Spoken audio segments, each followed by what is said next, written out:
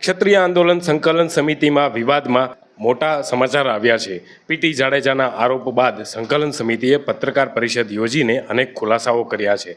રમજુભા જાડેજાએ કહ્યું હતું કે લોકસભાની ચૂંટણી શાંતિપૂર્ણ માહોલમાં પૂર્ણ થઈ છે। તેમણે સહયોગ આપનાર તમામ સમાજનો આભાર માન્યો છે। પીટી જાડેજા મુદ્દે રમજુભાઈએ ખુલાસો કર્યો કે તેમણે રાજીનામું નથી આપ્યું। જાડેજાએ ચિંતામાં નિવેદન આપ્યું હતું। પીટી જાડેજા સાથેનો પ્રશ્ન આંતરિક પ્રશ્ન હતો। પીટી જાડેજાએ રાજીનામું નથી આપ્યું અને તે સંકલન સમિતિની સાથે જ છે। સાંભળો શું કહ્યું રમજુભા જાડેજાએ।